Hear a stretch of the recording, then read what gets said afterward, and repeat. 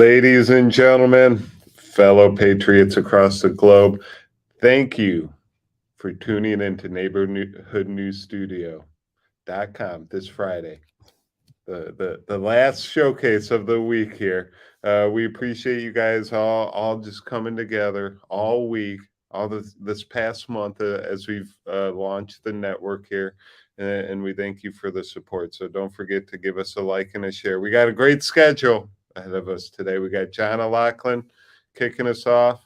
We got a George Webb research replay at noon. He's taking the train once again overseas. And then we have Protecting the Nest with Amber Connor Terra Star and Carol McIntosh at 2 p.m.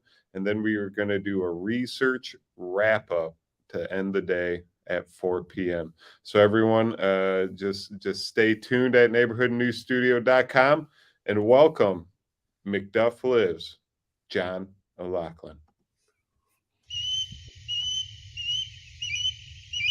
All right, Andy DeBala in Neighborhood News Studio.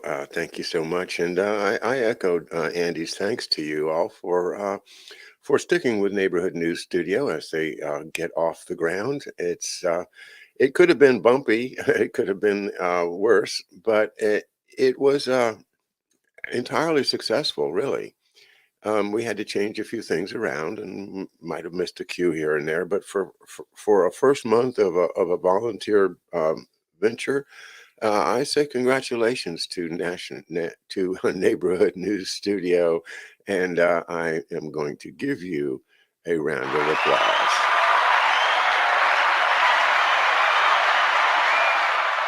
Here's to you.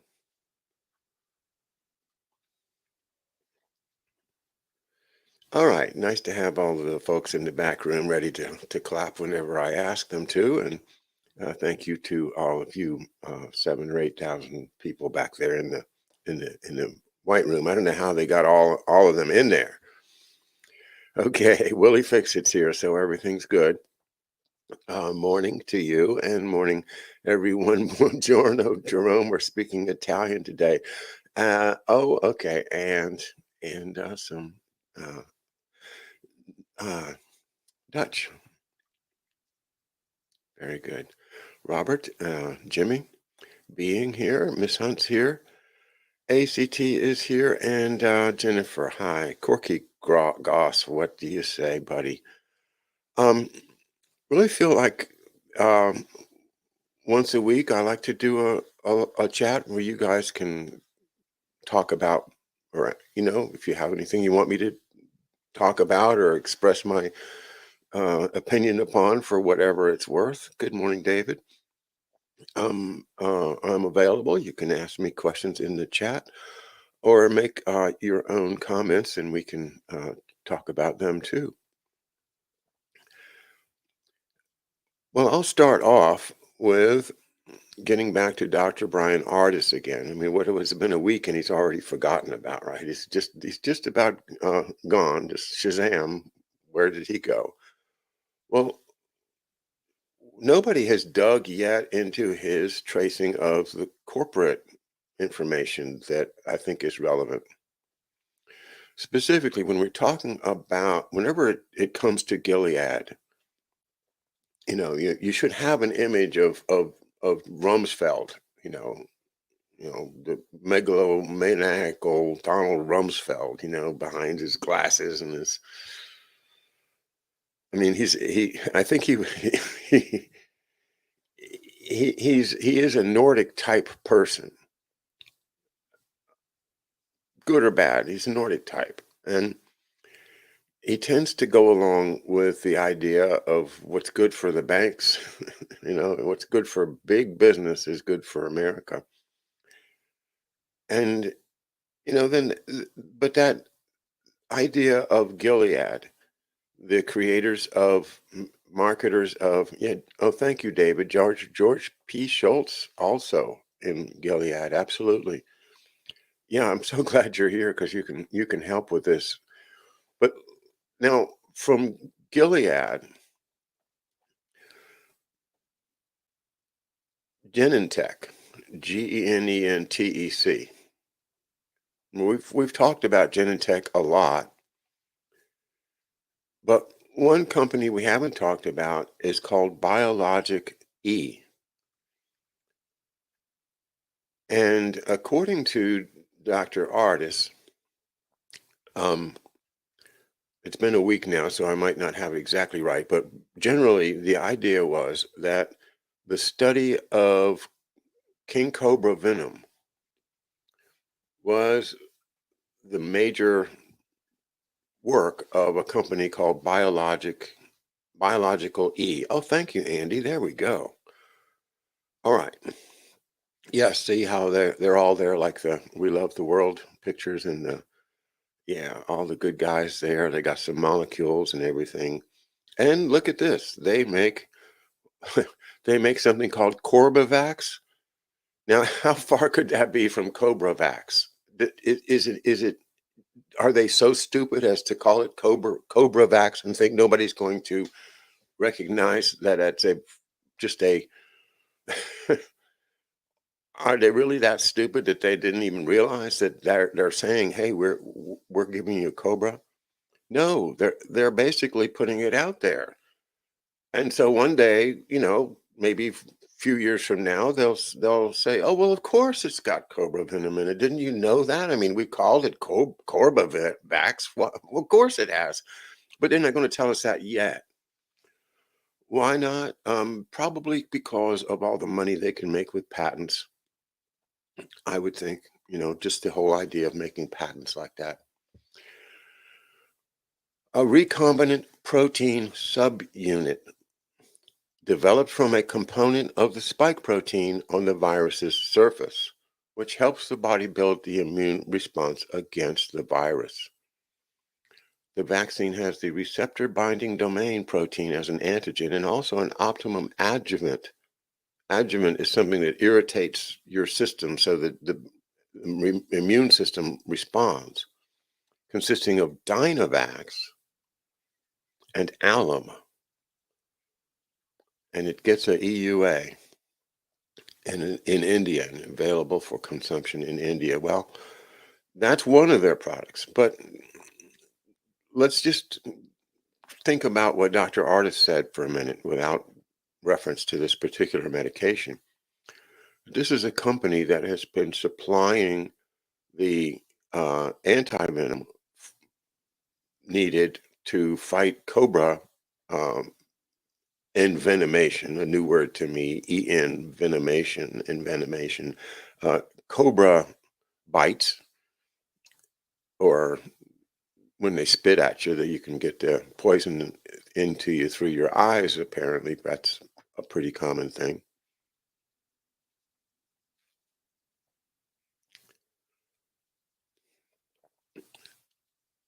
When I think it's Genentech is owned by. I'm sorry. I need my notes to tell this right. I don't want to screw it up, so I'll be right back. All right, ladies and gentlemen, as we wait for John to return, make sure you go check out John and some of his work at screamingaspreys.com. As you can tell right here, the ospreys and the little baby chicks, they're getting big, they're growing. And you can watch a live stream at screamingaspreys.com of the ospreys, along with John's video archive. He's done a lot of great interviews, he's read a lot of great books and done a lot of great research. So make sure you go check out John's archive as well. And you can also support John by becoming a Patreon. Just click that button right there at screamingaspreys.com, or by buying his book he wrote about his dad, McDuff Lives: The Life and Untimely Death of Thomas F. OLoughlin Jr. It's about his military career on the USS Nashville with Douglas S. MacArthur, and being one of the important figures in a government agency called SACSA that was there to take down the deep state figures like Alan Dulles and the gang. So McDuff Lives Check it out at screamingospreys.com. You ready, John? Yeah, I'm ready. Thank you, buddy. You're welcome. All righty. So, okay, Corbavax is from Biological E Limited, as we saw. They specialize in making king cobra venom. Since 1948, heparin, the drug heparin, is derived from king cobra venom. A lot of people probably knew that in the back of your mind, but forgot about it. But that's what it is. And so that heparin has been very profitable for this company. Also, they made a hepatitis B vaccine, which was very profitable.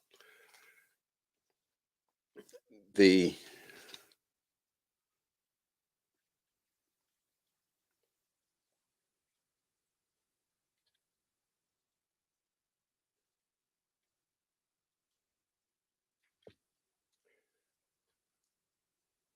I wish I took better notes. I'm sorry. Moderna co-founder using mRNA technology to treat venomous snake bites. There's a reference to that in a July 2021 article. OFEARIX.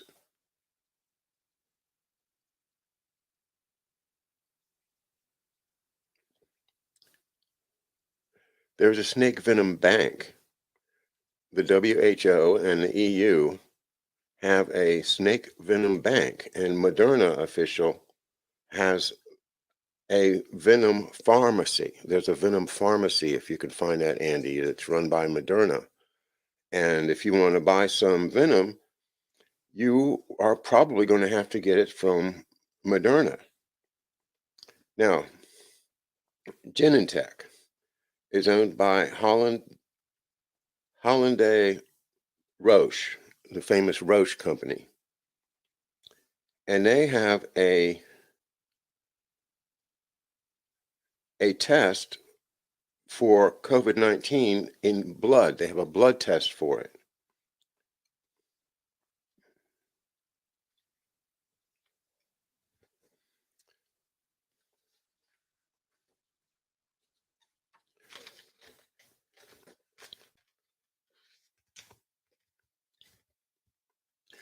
All right. There it is. Yeah.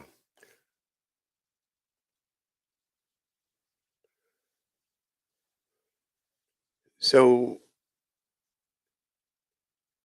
if they are correct that there is no snake venom, there you go. If they're correct that there's no snake venom in the drug in remdesivir, then why did Gilead purchase 2 large facilities from Genentech in 2011 and take 55 of Genentech's technical people and bring them with them into these 2 facilities in California if they weren't interested in studying venoms? Because that's what the point is, that these Indian companies like Biological E end up in the hands of a Gilead. Why? So that's something that I don't know the answer.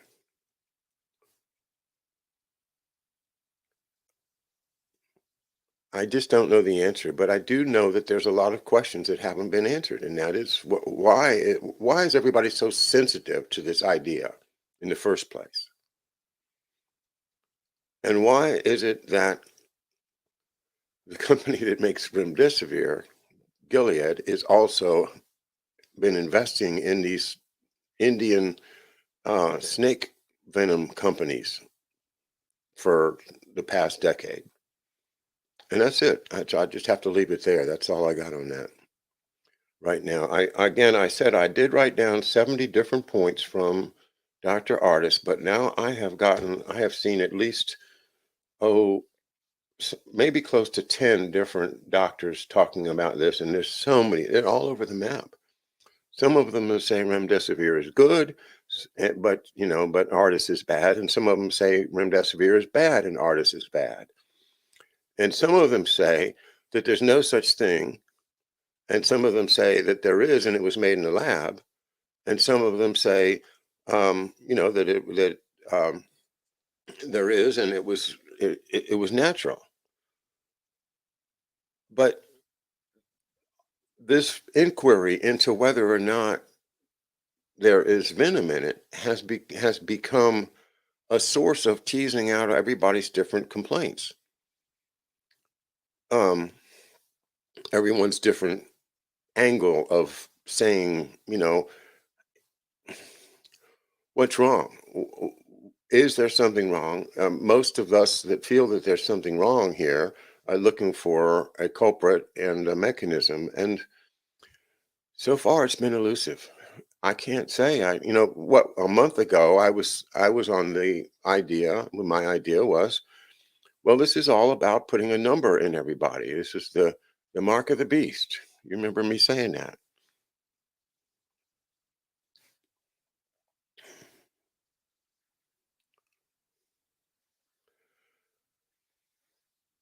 But now I'm not so sure. Now I'm thinking this actually does have to do with them manipulating our health.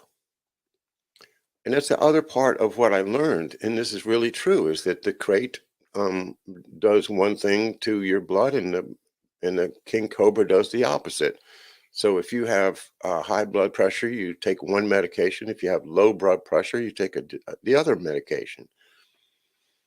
Simple way to manipulate people's health, And so, are they getting us hooked on when they talk about these variants? Right? This is an alpha or an Omicron or whatever they're up to now. Are these different molecules from the venom of different snakes or different, maybe shellfish or other things, whatever, spiders? But these different venoms have different effects. So if you're somebody who has a weak heart, that you could have a heart attack, they can give you something to make your heart less likely to have a heart attack, or they can give you something that will make it more likely that you'll have a heart attack. Now they have access to all of our medical records, right? Everything's online now. So they can know, if somebody's causing too much trouble, how do they want to get rid of them and make it look natural? As long as they can convince you that you need to get a booster every 6 months, then they've got an opportunity to put something in you, whatever they want to. And the idea that this is all generic stuff, it's all the same, it's not. Different batches have different results. Mm.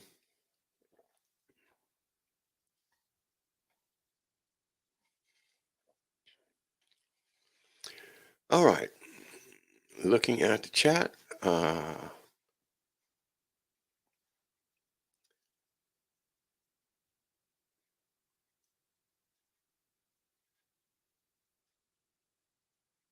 Mm. Yeah. I don't know. Paul's is a interesting interesting man with a lot of good qualities, and uh, interested in all kinds of things, from auto mechanics to the intricacies of biology and medicine, and we can learn a lot from him.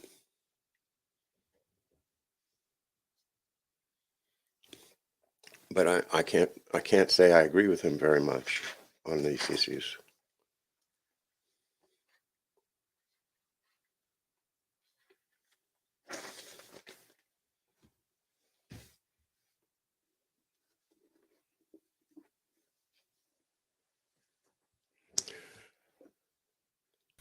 So John, there was a. Ooh, I believe my mic's muted here. So John, there was a.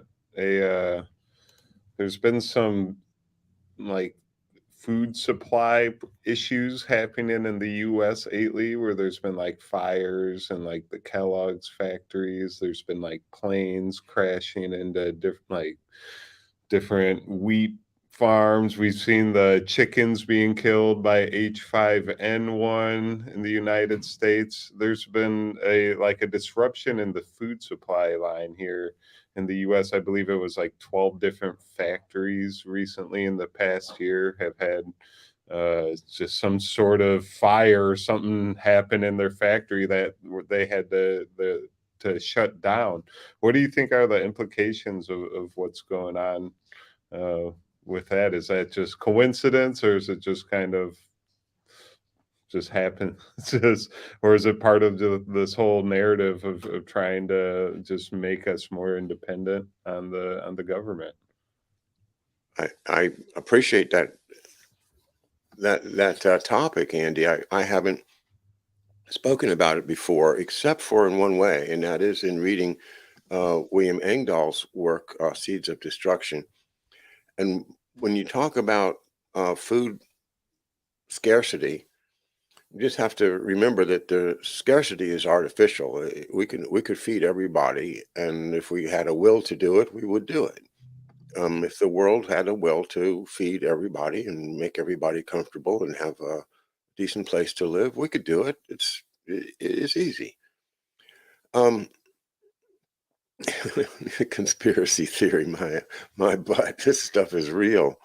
Um, I'm just looking at the Wikipedia blurb about what is really is a very, very important book, and I did read it on my show. It may be in the archive, or it may already have been maybe one of the ones that YouTube took down with my first channel, McDuff, Kennedy's Man to Smash the CIA. 900 and some videos taken down by YouTube, just because I had a few conversations with George Webb.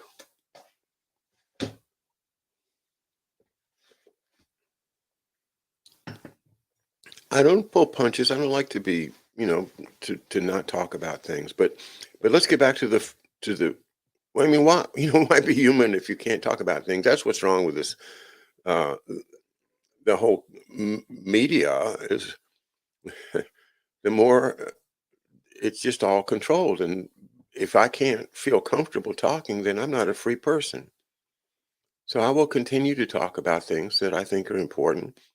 As far as Twitter is concerned, they put me in Twitter jail because I said to Paul Cottrell that I thought he wasn't giving Dr. Artis uh, credit for the fact that although he did say things that were maybe a little bit rhetorically exaggerated, that the basis behind what he was saying was laid out before he said those conclusory remarks that is so easy to pick apart. Well, I said the word venom in connection of telling Paul what I thought, and that was it. Boom. And so then they sent me. They said you can't talk to us for 8 hours. You're in the cooler for 8 hours. And then after the 8 hours, I got up the next day and I got an email from them, and they said, "Well, you violated our policy, our Twitter policy, and here's a picture of what you did." They gave me a screenshot and said, if you wish to appeal this, you can file for an appeal. If you wish to admit the violation, then you just push this delete button, and your show will be deleted and taken down. So I said,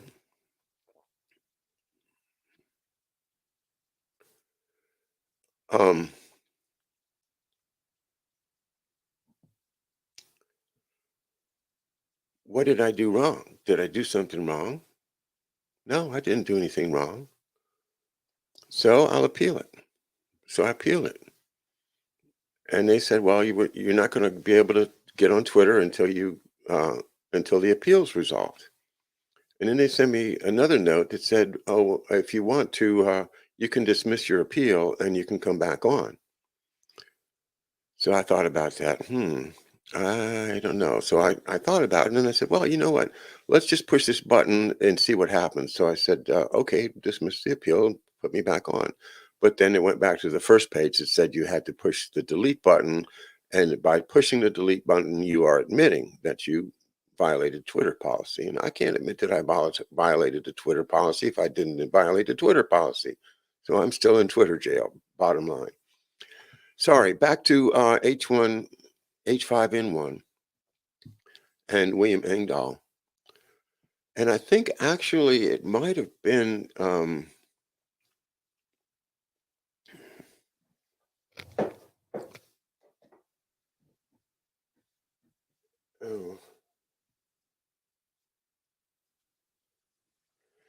it might have been Jim Mars that said it. But the idea is that H5N1, this bird flu, was a lab product, and I think it was made in a lab.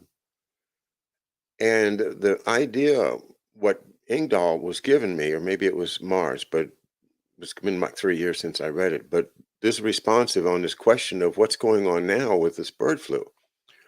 Well, they created the bird flu, according to the theory, in order to shut down all of the independent chicken farms in China and in Asia. All the independent growers that would let their free range chickens, and so they created a fear of free range chickens because free range chickens could infect one another. And that allowed them to come in and kill off, how many billions of chickens, of individual family farmers all over Asia.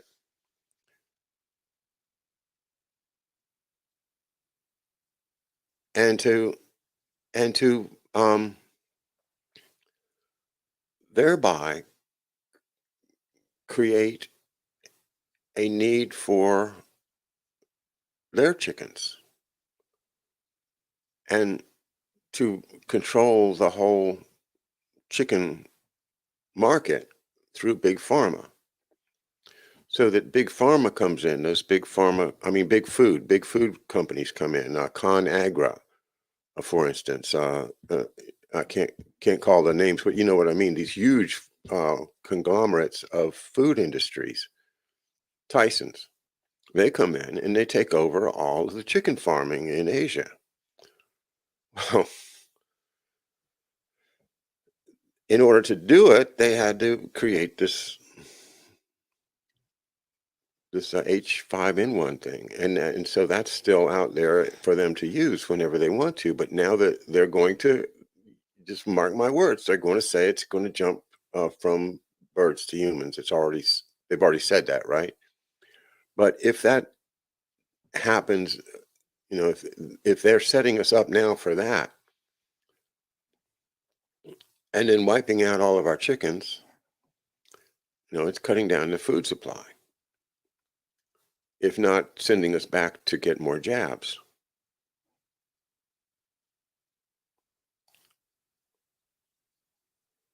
Brightmore Dinosaur, hello. U.S. detects highly lethal bird flu in Tyson Foods chickens. Yeah. All lab-grown playing God, and that's where God draws the line, says Jimmy.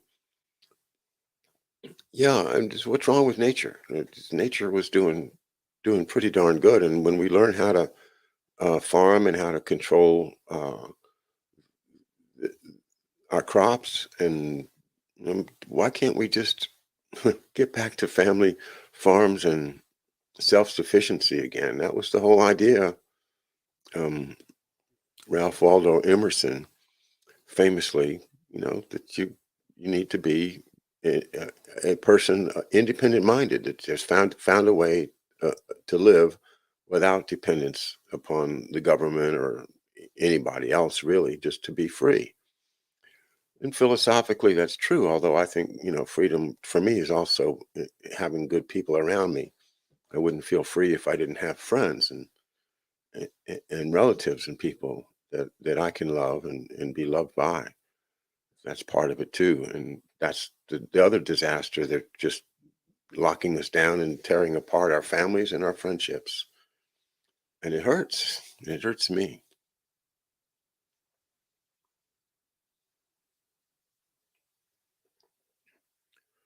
Now let's go back to food again, because Andy raised a very good question.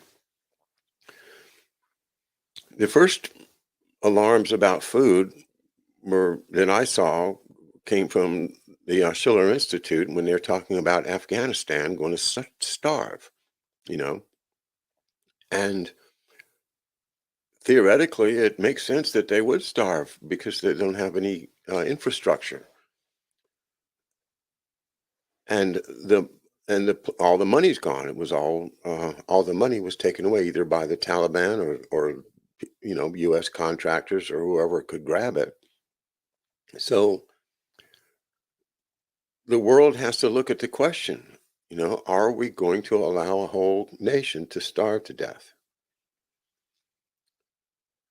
And the answer historically has been yes, we will. We will indeed do that because we're going to not know about it. We're going to like it's not going to be in the papers. Nobody's going to notice it. And that's the way banks are. They just wait for the people to get out of the way and they come in and take over the resources. But getting people out of the way through starvation is the most inhuman thing I can imagine. So how can you be so inhuman as to do that? You find a way to rationalize it. Well, it's not me, it's just the times, it's the way the world, and you can even think up you can even think of a world where there's a God and a devil, and well, give the devil his due. Look, the devil wants to take 20 million Afghans off the face of the earth. What can I do about it? And now this war in Ukraine, it's the same thing. We don't have to have a war. We don't have to do any of this, except for the interests of the way higher ups. In the winter before this, we had all these wind shear events. You remember in the Midwest and Kansas, and they were knocking down the crops, and we were going to have higher food prices, and we have had higher food prices. These uh, events in China are also horrifying. Have you seen the videos where the Chinese military guys will go out and destroy people's crops? Just go into their backyard where they grow their sustenance food and destroy it on the theory that there's COVID.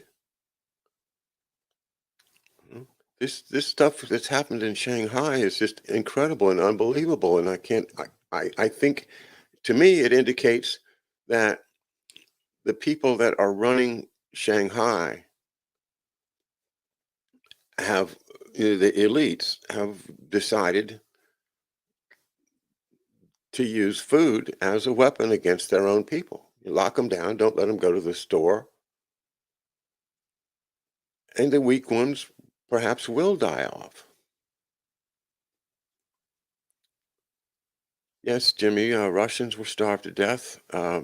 Jews, Christians, everybody has been, subjected to it over history. The Holodomor in Ukraine was Stalin's starvation of the kulaks, the farmers and the herds people and the people the nomads, uh, the Cossacks. All of those millions of people were starved to death.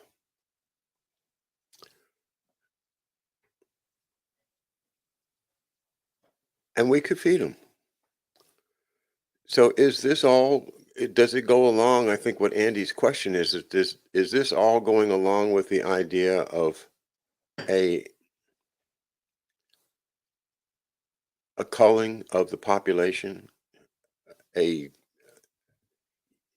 a eugenics program that goes right along with what Nazi medicine in the book that we read about the Nazi war on cancer.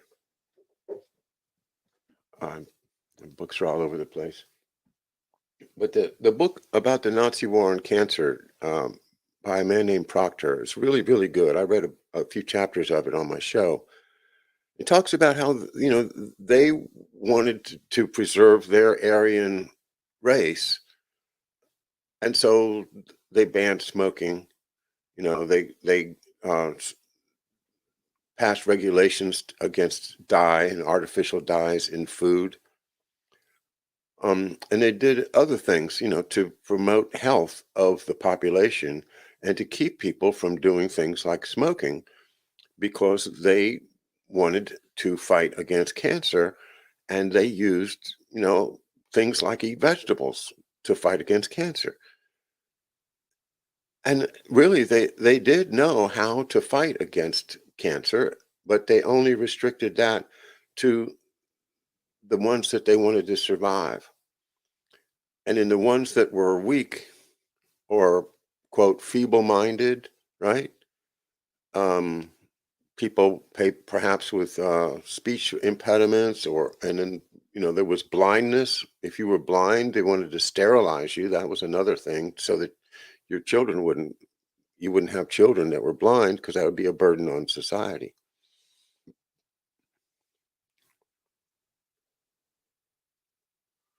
Oh, hey, Enkidu is here. Hello, Enkidu. The experiences of China will be rolled out in all countries under where the establishment is controlled by globalist, eugenicist, World Economic Forum thugs under the Weltführer Klaus Schwab. Ja, Sieg Heil Klaus Schwab. And I think we have to take this very, very seriously. It's one of the things that one of the few things, but when I differ with the Schiller Institute, it's about something serious and a very, very serious disagreement. And one of the things I disagree with them is that they don't think Klaus Schwab is all that influential or powerful. Man, I do. All of the tentacles that he has connecting everything together and connected to the World Health Organization. So that bit of globalization through the World Economic Forum and the World Health Organization, and in my opinion, they are doing it through health, right? The whole idea of the whole world is facing a pandemic, right? Well, if you have the whole world in danger, then you need a whole world medical policy to prevent that danger from coming back. And that's what they're selling us. They're saying, hey, there's pandemics out here. There's zoonotic diseases. There's chimeras out there. There's all kinds of scary, scary, scary stuff. So we need to organize the health of humanity worldwide. And in order to do that, well, we want you to have a number. We want you to give up your privacy. We want all your medical records. We want to tap into your phone. We want to make recordings of everything you look at online. We want to monitor your mental health as well as your physical health. We want to have your blood pressure readable constantly. We want to know everything that goes into your body. And this will prevent the next pandemic, right? Well, no. the next pandemic is the next one that they think of. Because frankly, I think we've cured most of the bad stuff. Thank goodness for medical science and innovation and experimentation but mainly for ethics, because we've cured things ethically. Figuring out how to defeat smallpox was done in a way that, I guess, they did experiment on her kids, didn't they? But Not like we're doing now, not this experimentation of on people telling them that it's safe.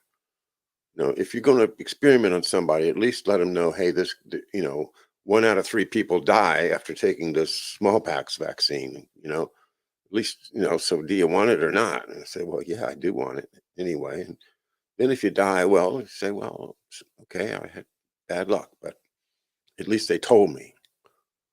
But if they're going to just treat us like serfs or like guinea pigs,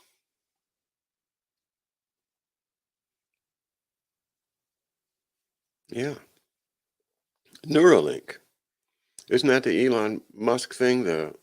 Is that the, oh, that's Starlink. I'm sorry. You have to explain Neuralink. Smallpox vaccination untimely killed more people than it saved.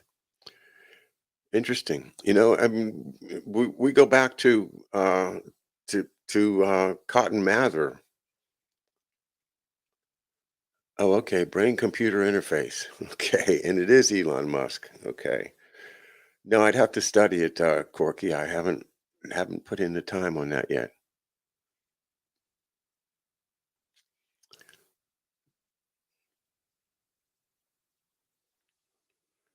Many things are developed to fight against humanity by biological warfare. Yes, I agree with that. But what I'm saying is of the natural stuff, like cobra bites, we can cure them now.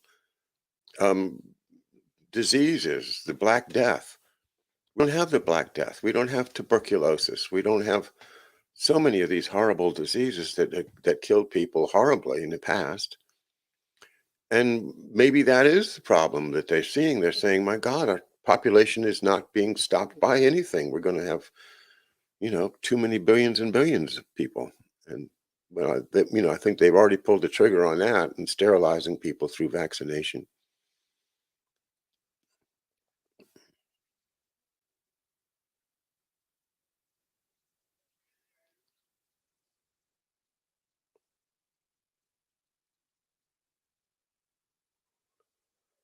Neuralink will fix paralysis, blindness, Alzheimer's. Okay. Well, we better get some then. Yeah, hook me up. Oh my God. It, that's one of the things that I got from David Icke was you understand that this technology is a two-way street. If you can open up an encyclopedia in your mind and find the answer to something without ever opening a book or even going to a computer terminal, if you can just mentally envision, what you need to know and that it it comes to you, you know, through the magic of 5G or 10G or whatever they're at there and having a little Elon Musk Neuralink in me, if I can do all that, then it empowers me. I say, wow, I feel great. I can do all this, all this, all this.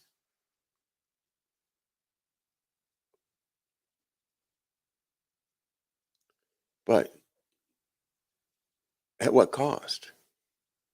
Because it's a two-way street.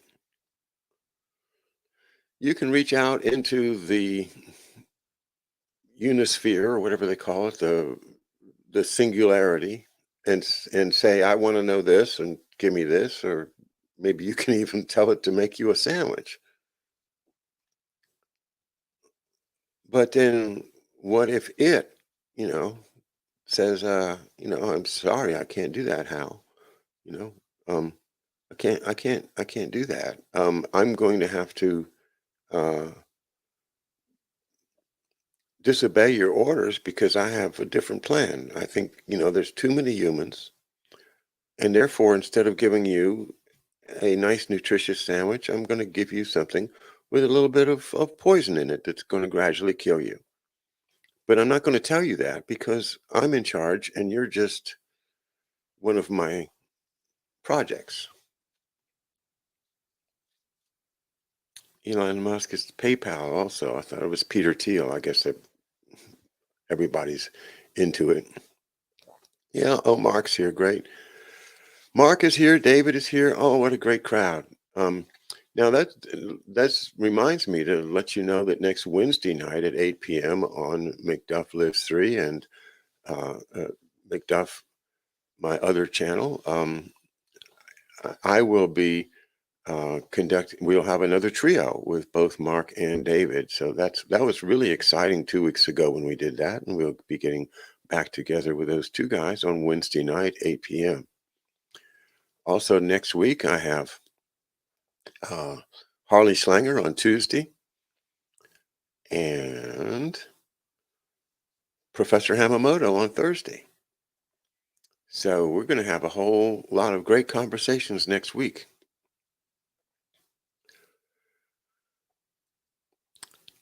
Let's see another comment from Enkidu. When the Chinese people revolt and eliminate the communist rule, the abuse in Shanghai will be one of the legitimations. The communists have started their own end. No terror regimes survive for long.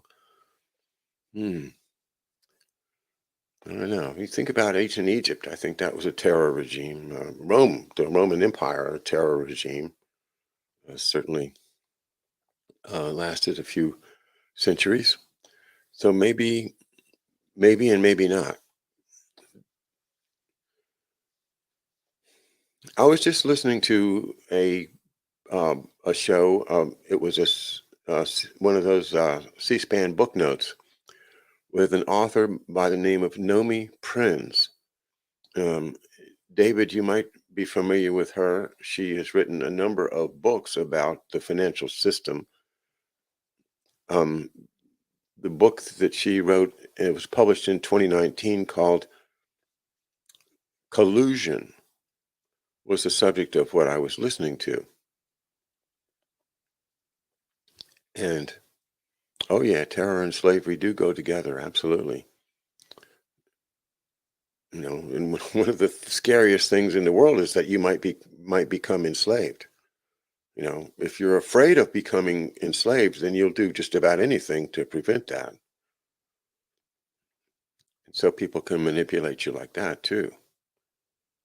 But anyway, Nomi Prinz, worth studying. She came up through New York University and went into Bear Stearns and was very successful, so got recruited by Goldman Sachs.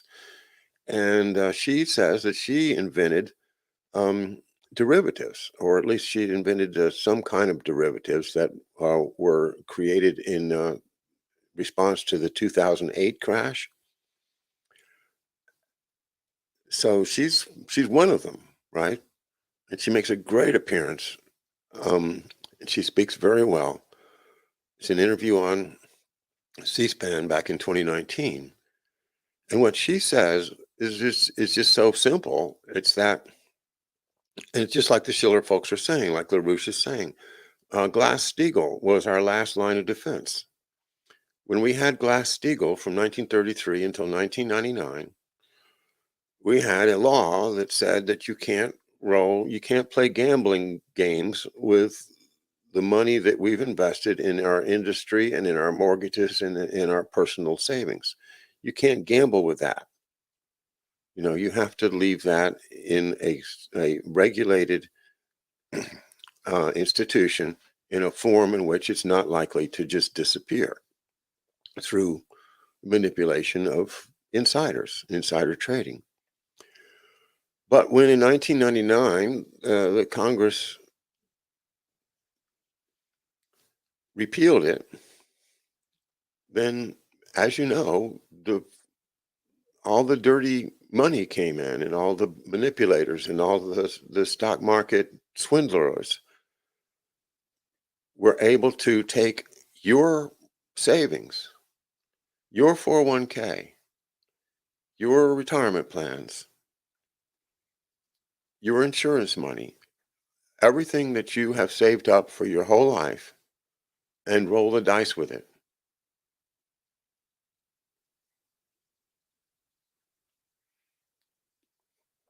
To just gamble. And she says that's what it is. It's gambling. These are gamblers. Our whole financial system is now in the control of people who have no interest in helping us pay our mortgage, no interest in helping us build a business, no interest in helping us have a healthy insurance plan, a health insurance plan, no interest in helping us to get our kids through college, no interest in educating our kids, no interest in keeping us genuinely healthy. And the entire interest is how to manipulate us to get more money from us into them. And that's what's happened since 1999 in our financial system. That and Jeffrey Steinberg of the LaRouche organization did some incredible good videos on that you can find at LaRouchePub.org. I mean LaRouchePub.com. Jeffrey Steinberg, a brilliant analyst who saw it all happening in real time. So now we have a financial system that can only keep getting worse and worse and worse because the money is being printed. And as Nomi Prince said, uh, the banks were got to a point where they could not cover their overnight requirements I've got to send you some money, you got to send me some money. Well, I don't have any money, so how can I send you money? Well, if I give you some money, then you could send it to me. Well, wait a minute, where am I going to get it? I have to borrow it, so I'll borrow it from him, and he'll send it to you, and you send it to me, and then I'll send it to you, and you send it back to me, and then by midnight everything will be cool. That's the way that the banks are running right now at the last minute, shoving a little bit of money into each other's hands so that the whole system doesn't go down. Right?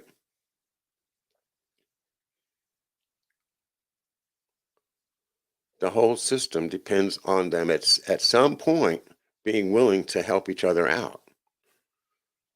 That was the idea of the Federal Reserve, was to kind of create a bank for the banks as a last resort. But instead of it being a last resort, when they had that emergency in 2008, they said, okay, well, we've got an emergency. Don't waste it. Don't waste a crisis. So they went way overboard and printed far more money than it was necessary to save the economy. And ever since then, it's been a runaway train. Whenever they need some money, they just go to the Congress and say, hey, tell them to raise the limit, give us some more money, and they do. Quantitative easing, it's called. They make up weird names to cover up what's really happening, and that is central bank inflation. So we're going to find central bank inflation continuing. Somehow the people of the world, and I'm really grateful to have folks like Enkidu and other folks. Jerome is here from around the world, people from Australia and all around the world. We've all got to talk about this together. We've got to use whatever means necessary. That means if you have to buy something from Amazon, then buy it from Amazon because you have to get it. I'm not just talking about my book, but while we're on the subject, uh, I would appreciate if you could pick up a copy of it. I think you'll enjoy reading it, and it helps support my work very much.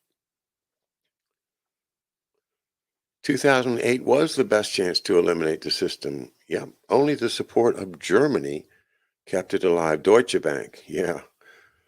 Wow. Well, let's get back together and talk about Deutsche Bank sometime. We haven't done that yet. And Kadu, you have been a good source for me for many years now, and I'm so glad to have you back with us. Corky, I love you, man. Jimmy, thanks for all your kind words. Everybody else, thank you so much for being with me here at McDuff Lives this week and this month with Neighborhood News Studio. And so I'll leave it there. Thanks again, Andy, for your great production skills. And we will be back with you Monday. So I'll see you Monday morning, 11 a.m. Thank you, John. All right. Thanks, Andy. Thank you, John, for your wonderful contribution to neighborhoodnewsstudio.com. Once again, make sure you go to screamingospreys.com and give John some support. Become a Patreon. And like you said earlier, buy the book that he wrote about his dad, McDuff Lives, The Untimely the untimely death of Thomas F. O'Loughlin Jr. And you can find that at screamingospreys.com. We are going to be switching gears here, ladies and gentlemen, as I change the background of this screen. We are going into the Research Roadshow. So everyone at McDuff Lives 1, McDuff Lives 2, and his Facebook, make sure you go to neighborhoodnewsstudio.com to continue watching